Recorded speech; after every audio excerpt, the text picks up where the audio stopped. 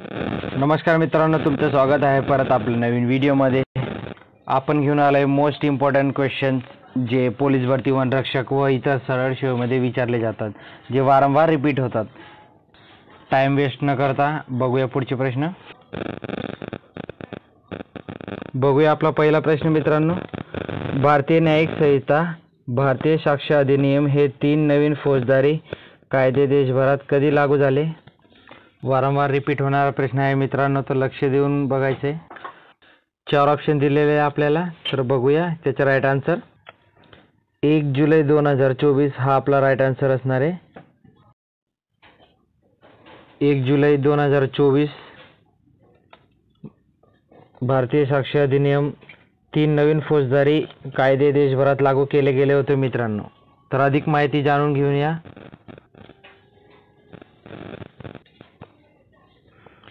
1 जुलै 2024 पासून तीन नवे फौजदारी कायदे लागू झाले। नवीन कायदे बघूया। भारतीय न्याय संहिता, भारतीय नागरिक संरक्षण संहिता, भारतीय साक्ष अधिनियम व पूर्वीचे कायदे बघूया मित्रांनो, जे आधीपासून लागू होते जुने कायदे। भारतीय दंड संहिता 1860, फौजदारी प्रक्रिया संहिता 1973, भारतीय पुरावा कायदा 1872 हे जुने कायदे होते मित्रांनो। त्यांना बदलून आता 1 जुलै पासून 2024 मध्ये हे नवीन कायदे लागू झालेले आहेत। नोट करून घ्यायचे मित्रांनो, IMP क्वेश्चन आहेत। दुसरा प्रश्न बघूया मित्रांनो। खालीलपैकी राज्यात भारतातील पहिले जैवग्राम बायो विलेज स्थापन कधी केले गेले? भारतातील पहिले ग्राम विलेज विचारले गेले आहे मित्रांनो। त्याची स्थापना कुठे झाली? तर चार ऑप्शन दिलेले आहे आपल्याला, बघूया आपण आन्सर। त्याचा राईट आन्सर असणार आहे Tripura. Question number 1, option number 1 आपला राईट आन्सर असणार आहे। अधिक माहिती बघूया मित्रांनो आपण।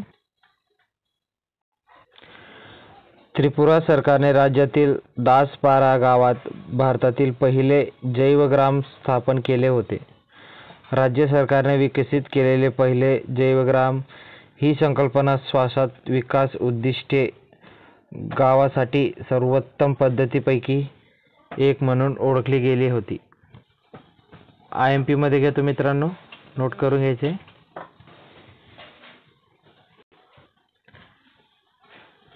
तिसरा प्रश्न बघूया। देखना या शब्दाचा वाक्यात उपयोग झालेले खालीलपैकी कोणते विधान आहे? तर कोणते विधान आहे मित्रांनो बघूया। चार ऑप्शन दिलेले आपल्याला। IMP क्वेश्चन आहे, 2022च्या पोलीस भरतीमध्ये रिपीट झालेला प्रश्न आहे। देखना या शब्दाचा वाक्यात उपयोग हा राजकुमार देखना आहे। ऑप्शन क्रमांक 3 हे आपला राईट आन्सर असणार आहे। प्रश्न क्रमांक 4 बघूया मित्रांनो। खालीलपैकी कोणते भारतातील महानगरात असलेले पहिले रामसर पाणथळ क्षेत्र आहे? भारतातील महानगरात असलेले पहिले रामसर पाणथळ विचारले मित्रांनो आपल्याला, तर बघूया त्याचा राईट आन्सर। राईट आन्सर असणार आहे आपला ठाणे खाडी। ऑप्शन क्रमांक 2, ठाणे खाडी विषयी अजून जाणून घेऊया मित्रांनो। ठाणे खाडी हे भारतातील महानगरात असलेले पहिले रामसर पाणथळ क्षेत्र आहे। ठाणे खाडी हे अरबी समुद्राच्या किनाऱ्यावर एक इनलेट आहे। मुंबई शहराला भारतीय मुख्य भूमीकाची कोकण प्रदेशापासून वेगळे करते। यामध्ये मुंब्रा रेतीबंदर आणि मानखुर्द वाशी पूल दरम्यानचा परिसर हा जोडला जातो। ठाणे खाडीचे असे वैशिष्ट्य वेगवेगळे आहेत मित्रांनो। बघूया पुढचा प्रश्न। प्रश्न क्रमांक 5, ज्ञानेश्वरी ही संस्कृत भाषेतील कोणत्या ग्रंथावर आधारित आहे? ज्ञानेश्वरी ही कोणत्या भाषेवर आधारित आहे मित्रांनो? चार ऑप्शन दिले, त्यापैकी आपला राईट आन्सर असणार आहे भगवद्गीता। ऑप्शन क्रमांक 1, ज्ञानेश्वरी ही भगवद्गीतावर आधारित आहे मित्रांनो।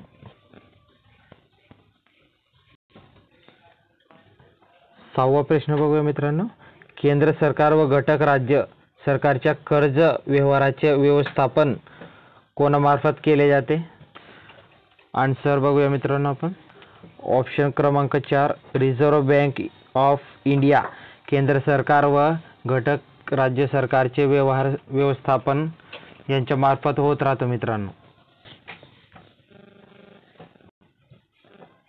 प्रश्न क्रमांक 7 महाराष्ट्रातील पुणे जिल्ह्याच्या खालीलपैकी कोणत्या जिल्हाधिकाऱ्याने झिरो पेन्सी पॅटर्न ही प्रशासकीय सुधारणा लागू केली? 4 ऑप्शन पैकी आपला राईट आन्सर असणार आहे चंद्रकांत दळवी. ऑप्शन क्रमांक 2 आपला राईट आन्सर असणार आहे मित्रांनो. प्रश्न क्रमांक 8 बघूया. माझ्या देवा काळजी रे या काव्यपंक्तीतील काळजी या शब्दाचा विरुद्धार्थी शब्द ओळखायचे आहे मित्रांनो. याचा राईट आन्सर असणार आहे निष्काळजी. ऑप्शन क्रमांक 4. अजून थोडीशी माहिती बघूया मित्रांनो आपण. काळजी याचा विरुद्धार्थी शब्द होतो निष्काळजी. आठवण, विस्मरण, स्मृती, विस्मृती, तिरस्कार, आदर. बघूया पुढचा प्रश्न. प्रश्न क्रमांक 9 खालीलपैकी कोणी 19व्या शतकात स्त्री पुरुष तुलना हे पुस्तक लिहिले? कोणी लिहिले मित्रांनो? 4 ऑप्शन दिलेले त्यापैकी आपला राईट आन्सर असणार आहे ताराबाई शिंदे यांनी 19व्या शतकात स्त्री पुरुष तुलना हे पुस्तक लिहिले होते.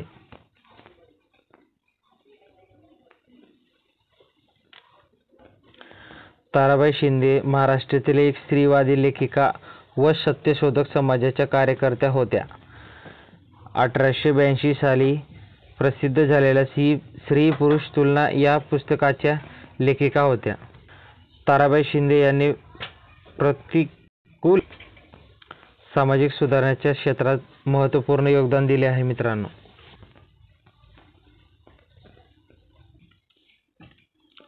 प्रश्न क्रमांक 10 सनातन ही कादंबरी खालीलपैकी कोणी लिहिली आहे?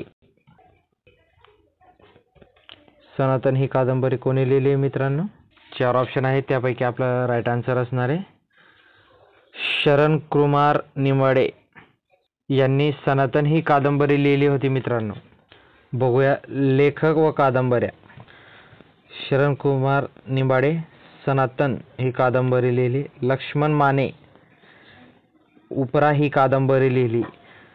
दया पवार यांनी बलुंत ही कादंबरी लिहिली.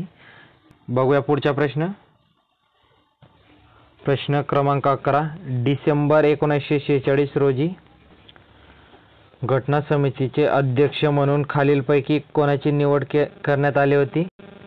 तर आपला राईट आन्सर असणार आहे मित्रांनो ऑप्शन क्रमांक 1 डॉक्टर राजेंद्र प्रसाद यांची 11 डिसेंबर 1946 रोजी भारतीय घटना समितीचे अध्यक्ष म्हणून निवड झाली होती मित्रांनो. प्रश्न क्रमांक 12 महाराष्ट्रातील खालीलपैकी कोणत्या जमातीला भारत सरकारने आदिम जमाती म्हणून अनुसूचित केले नाही? आपला राईट आन्सर असणार आहे ऑप्शन क्रमांक 3 वारली. वारली या जमातीला भारत सरकारने आदिम जमाती म्हणून अनुसूचित नाही केले. पुढचा प्रश्न बघूया. प्रश्न क्रमांक 13 टाइम मॅगझिनने कोणाला 2024 साठी पर्सनल ऑफ इयर म्हणून घोषित केले होते? 2024 चालू घडामोडीचा प्रश्न आलेला आहे मित्रांनो. तर आपला राईट आन्सर असणार आहे ऑप्शन क्रमांक 1 डोनाल्ड ट्रम्प. अधिक माहिती जाणून घेऊया मित्रांनो आपण.